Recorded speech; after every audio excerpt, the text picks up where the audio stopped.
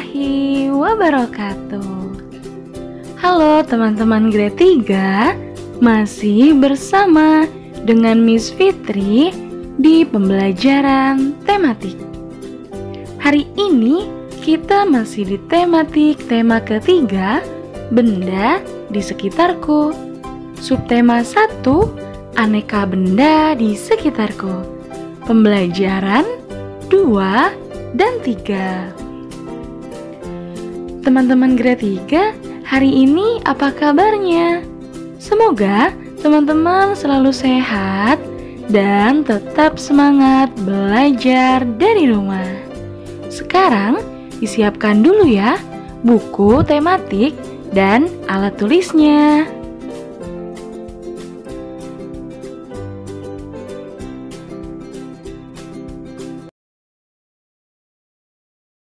Oke teman-teman, sebelum kita belajar, mari kita berdoa terlebih dahulu ya. Teman-teman, angkat kedua tangannya.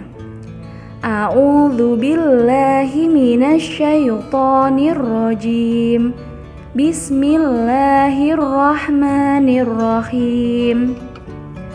Raditu billahi rabba wa bil islami dina wa bi Muhammadin nabiyya wa rasula. Rabbi zidni ilma warzuqni fahma. Amin amin ya rabbal alamin. Semoga pembelajaran kita hari ini berjalan lancar ya. Teman-teman, sudah tahu belum? Benda terbuat dari berbagai bahan dasar. Sekarang mari kita pelajari bahan pembentuk benda. Benda terbuat dari kayu. Sebutkan bahan untuk membuat pensil. Pensil terbuat dari kayu.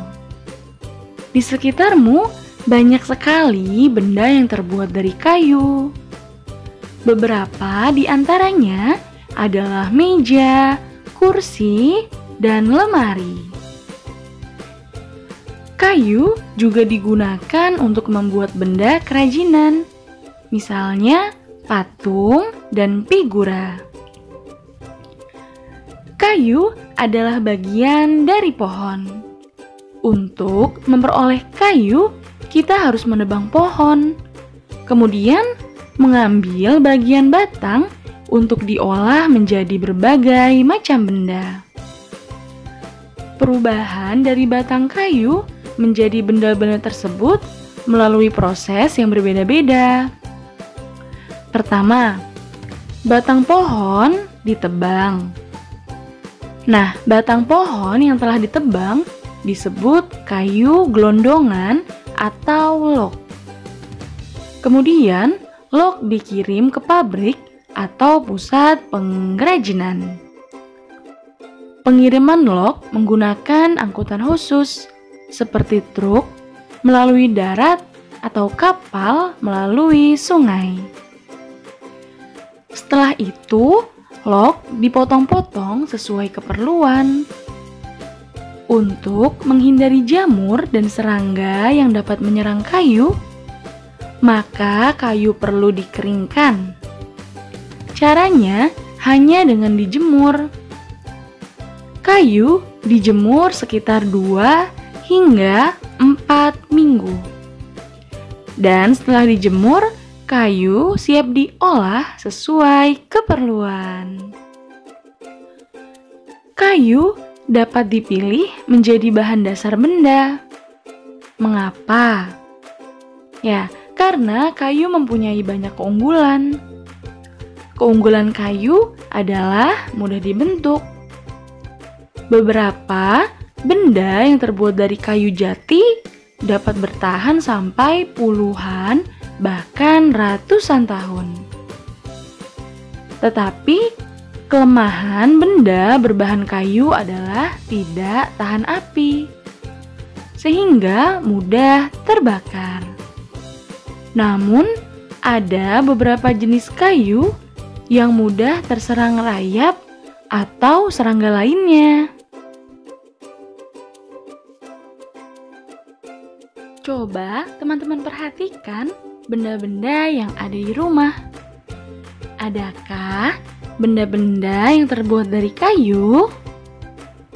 Ya, biasanya meja, kursi, ataupun lemari pasti banyak yang terbuat dari kayu ya teman-teman. Kayu adalah bagian dari pohon. Kita harus menebang pohon dan mengambil bagian batangnya. Setelah itu, kita dapat mengolah kayu menjadi berbagai macam benda. Nah, di sana sudah ada gambar orang yang sedang menebang pohon. Tapi, bagaimana jika semua pohon di hutan ditebang?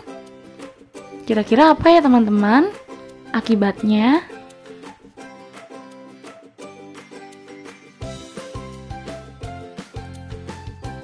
Desa tempat tinggal Siti dan teman-teman mempunyai hutan. Di dalam hutan tersebut terdapat beraneka jenis pohon. Fungsi hutan antara lain untuk menyerap air hujan.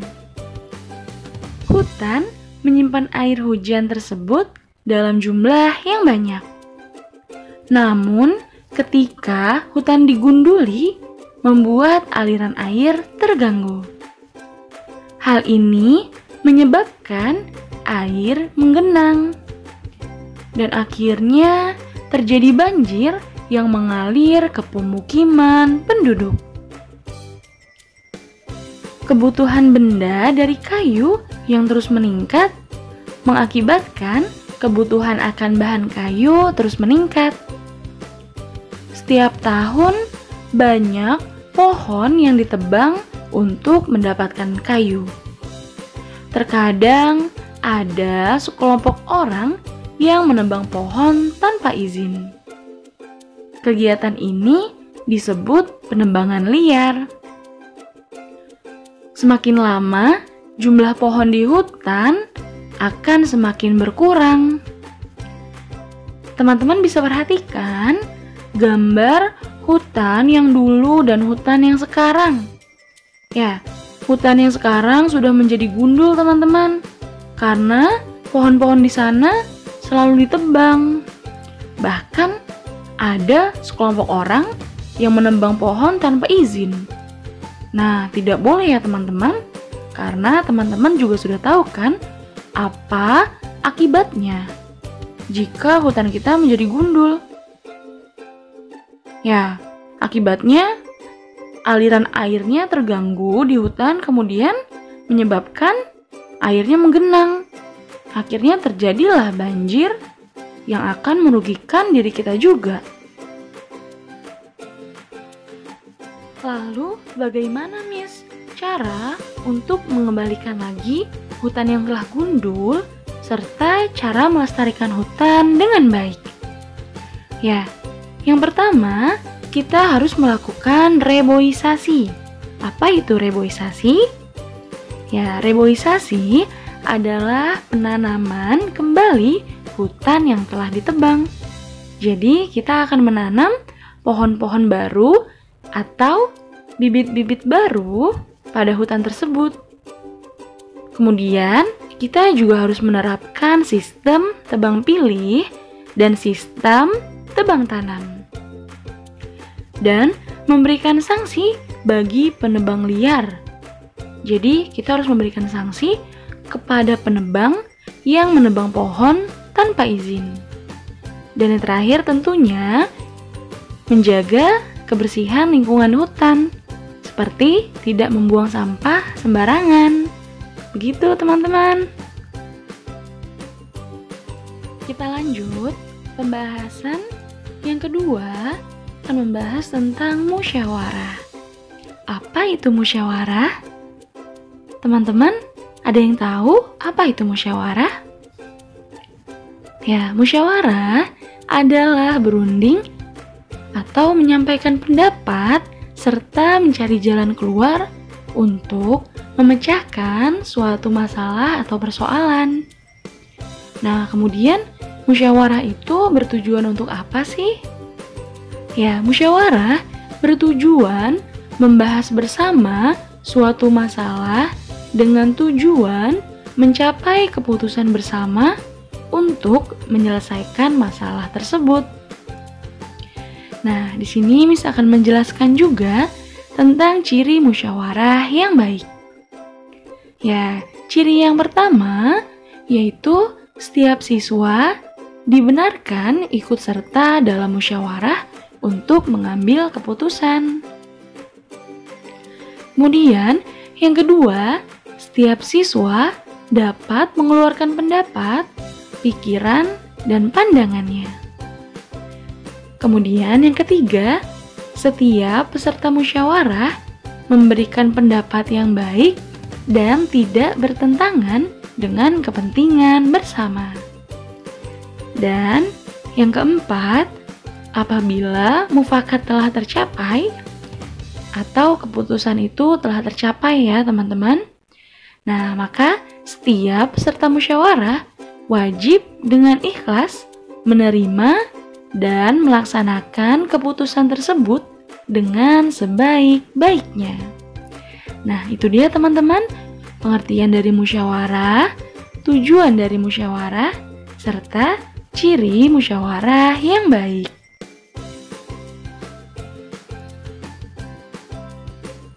Nah, sekarang coba teman-teman buka bukunya halaman 17. Di sana sudah ada perintah, bermusyawarahlah bersama kelompok untuk menjawab pertanyaan berikut. Nah, di sana sudah ada 3 pertanyaan ya teman-teman. Nah, karena kita tidak bisa bermusyawarah bersama teman-teman di sekolah, sekarang coba teman-teman ajak ayah atau bunda teman-teman untuk bermusyawarah dalam menjawab ketiga pertanyaan tersebut ya. Jika pada pembahasan pertama tadi kita sudah belajar benda yang terbuat dari kayu. Nah, sekarang kita akan membahas kertas di sekitar kita. Benda terbuat dari kertas. Banyak benda yang terbuat dari kertas, seperti buku tulis yang biasa digunakan. Contoh lain, tisu, kardus, dan koran juga terbuat dari kertas. Kayu adalah bahan dasar untuk membuat kertas. Pembuatan kertas dilakukan secara bertahap di pabrik. Kayu-kayu besar dipotong hingga sebesar korek api. Setelah itu, kayu dipanaskan hingga menjadi bahan lunak seperti bubur. Nah, bubur inilah yang disebut bubur kertas atau pul. Proses selanjutnya, pul diberi pewarna dan disaring hingga kandungan airnya habis. Pul yang sudah kering meninggalkan ampas berupa serat selulosa yang saling terkait. Kemudian, serat selulosa ini digiling hingga pipih menjadi seukuran kertas yang diinginkan. Cobalah kamu menulis di atas kaca. Apakah hasil tulisanmu di atas kaca seperti di kertas? Kertas memiliki sifat dapat menyerap air. Kertas dapat menyerap tinta pulpen dengan baik. Dengan demikian, semua yang kamu tulis di kertas dapat dibaca dengan jelas. Nah, di sana sudah banyak gambar benda yang terbuat dari kertas ya teman-teman. Ya, contohnya ada buku, kemudian ada layang-layang, ada kertas origami, ada tisu, ada kardus, dan ada uang.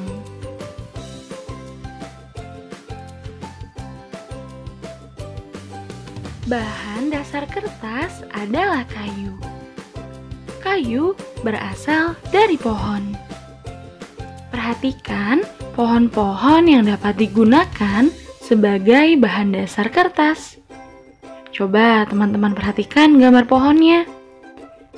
Ya, di sana sudah ada gambar pohon pinus, pohon akasia, dan pohon jati. Pohon manakah yang paling tinggi? Bagaimana caramu mengukur tinggi suatu pohon? Tinggi badanmu pasti berbeda dengan temanmu.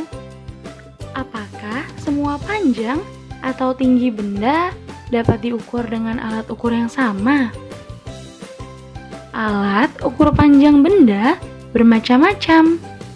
Nah, teman-teman sudah mengenal berbagai macam alat ukur pada pembelajaran kemarin ya. Seperti meteran roll, meteran saku, dan meteran pita. Nah, sekarang teman-teman buka bukunya halaman 30 dan 31. Di sana ada soal latihan yang harus teman-teman kerjakan ya. Tapi pada halaman 31, di sana kan perintahnya mengukur tinggi badan teman-teman ya. Nah, diganti ya teman-teman dengan tinggi 5 benda di rumah yang dapat diukur menggunakan penggaris ya. Jadi, teman-teman cari bendanya yang tidak usah terlalu tinggi.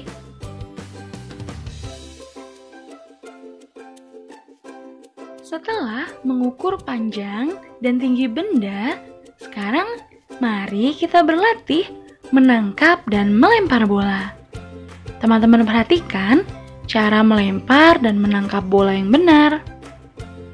Nah, di sana sudah ada 3 teknik, gerakan dasar melempar, dan 3 teknik gerakan dasar menangkap bola. Gerakan kombinasi melempar dan menangkap. Nah, bagaimana teman-teman? Jika melihat gambarnya sepertinya mudah ya? Tapi jangan lupa, sebelum melakukannya, jangan lupa teman-teman untuk melakukan pemanasan ya. Nah, setelah ini, Miss akan memberikan video tentang teknik dasar melempar dan menangkap bola. Teman-teman simak ya videonya.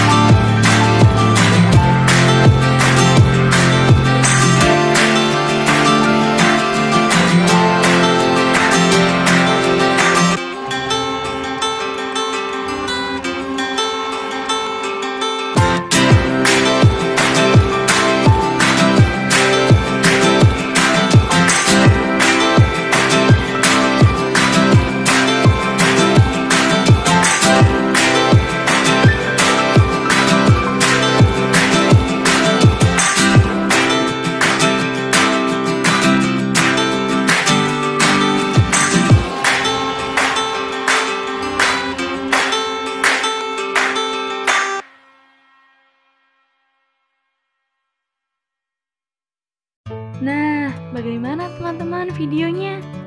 Teknik melempar dan menangkap bola. Kelihatannya setelah kita menyimak videonya terlihat lebih mudah ya. Apalagi untuk teman-teman yang laki-laki. Ya, yang hobinya bermain bola.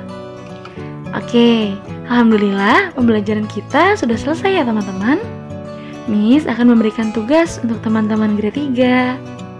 Yang pertama, teman-teman mengerjakan halaman 15 dan halaman 17 yang nomor 1 sampai nomor 3 ya. Kemudian, mengerjakan halaman 30 dan 31. Dan untuk tugas praktiknya, teman-teman mempraktikkan gerakan dasar melempar dan menangkap bola ya. Boleh dalam bentuk foto ataupun video langsung saat teman-teman mempraktikkannya. Semoga teman-teman grade 3 tetap semangat ya untuk mengerjakan tugas. Terima kasih teman-teman grade 3 telah menyimak materi pembelajaran dari Miss Fitri pada hari ini. Nah, jika ada yang ingin ditanyakan, bisa langsung menghubungi Miss Fitri ya. Dan untuk tugasnya, jika sudah selesai, juga bisa langsung report melalui WA Miss Fitri. Oke teman-teman, saya hamdalah untuk pembelajaran hari ini. Alhamdulillahirabbil alamin. Miss akhiri ya. Terima kasih. Wassalamualaikum warahmatullahi wabarakatuh. Bye-bye teman-teman.